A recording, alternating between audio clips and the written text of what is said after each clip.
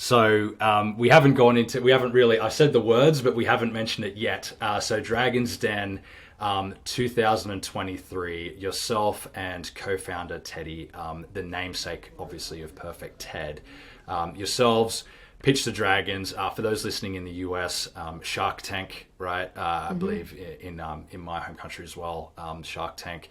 So a couple of things I want to get into here. One, I'm sure you've been asked a million times, what was it like? But something else I want to know after what it was like is, tell me some of the behind the scenes sort of experiences as well.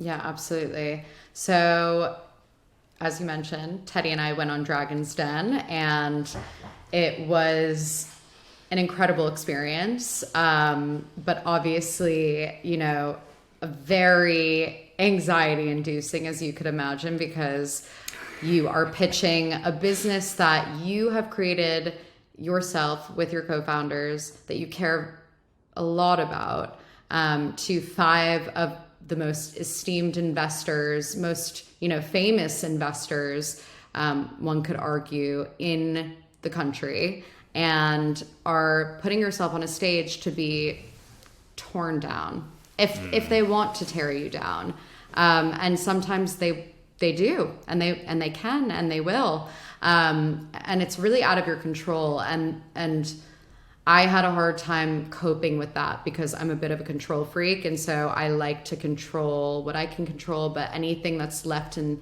the hands of someone else, especially for something that important, really freaked me out. So behind the scenes, pre-Dragon's Den going on, we got the call 5 days in advance that we were going to be on the show. And that alone sent me down an anxiety spiral, because I was like, 5 days, that's no time to prepare. We're never going to get, everything done in time. How are we going to learn to pitch? How are we going to learn all of our financial projections? Like, this is impossible. And I was so worked up about the whole thing. We knew someone who had gone on the show who pitched their business, and the Dragons annihilated it. They hated the taste. They hated the concept. They thought there was no product market fit. I mean, if you're watching that at home and you see that Peter Jones hates the taste of your product, are you going to go to the grocery store to buy it after? Yeah. Probably not.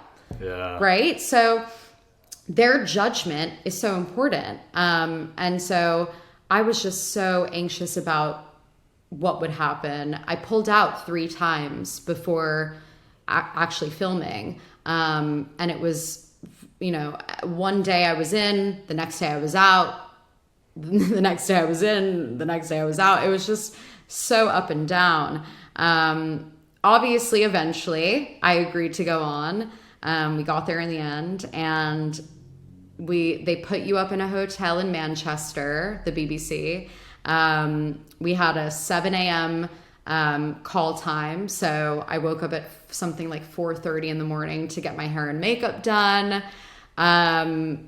Showed up to the BBC studios. You have a dressing room.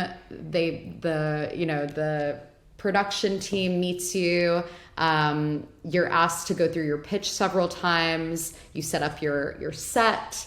There's a lot that goes into it behind the scenes. You end up filming, the part where you walk up to the elevator and press the button and then walk into the elevator and exit. You film that for like an hour or something crazy. And it's not even a real elevator. So it's quite funny. You're just standing there waiting for these doors to open for a fake elevator. But you feel, like you're really being tended to. They have hair and makeup there. They have food. They have so many staff on hand. And eventually we went on. You walk out of those elevator doors. Sarah Davies is the first person that you see with her massive smile, and you immediately feel at ease.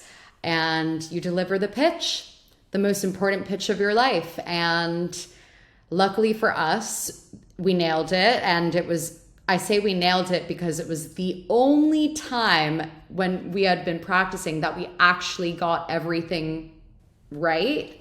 Because every other lucky. time So, I mean, we really perform well under pressure because every other Yeah. time, even Wartime when we leaders. were practicing, yeah, exactly. Even when we were practicing for the producers, we messed up the pitch. So we got very lucky, and they all ended up really enjoying the product. They felt that there was a need for it as well. And we got offers from all 5 dragons, took offers from Peter Jones and Stephen Bartlett, and now we're here. Yes, indeed. Now you're here, and Stephen has definitely been a massive brand ambassador for you guys as well. I know his podcast, the second best podcast, obviously, on business. It had Diary of a CEO. I've seen, obviously the perfect Ted sitting there in every interview and those sorts of things. So it's great to have, somebody really in your corner there, not just financially, but ideologically, you might say as well. But what would you then say then? Like, what are some of the key sort of, you've been there, you've done it now. You're one of the, very fortunate few. I'm not sure what the statistics are on the number of people who get offers across the board, especially, with products like this where, I think, I forget now who it was, who said something about, like challenged you on like differentiation from kombucha, I believe it was. And you guys were really, sort of agile and quick on that. I think, really impressive. And I think that's been, across the board what people have said about your guys' performance on that day.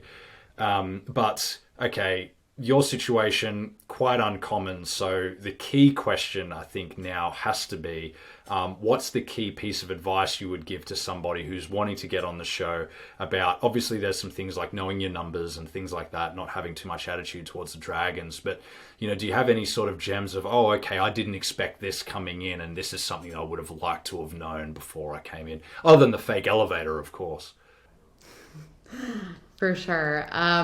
Well, I think one thing that we hadn't thought about beforehand, because we were so focused on memorizing our numbers. And again, we only had 5 days to do it. So I think it was a rather kind of rare exception. I believe you're usually given much more time than that.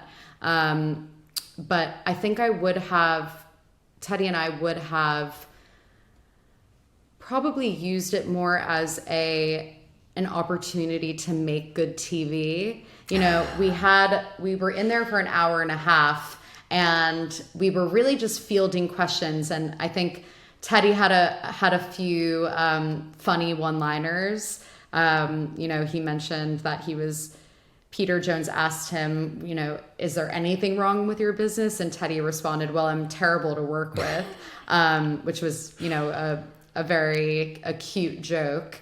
Is it true? I said a few things about, I can neither confirm nor deny that. But no, he's great. And, there were definitely certain things that both of us said that were probably like good for TV. Some of them didn't make it. But I think we really would have used it more as an opportunity to like show our personalities even more and really try to make for good television. Because at the end of the day, it's a TV show, right? So they want to produce a really, really interesting, juicy, dramatic kind of episode because that's what the viewers want. So I think we probably would have played into it even more than we did.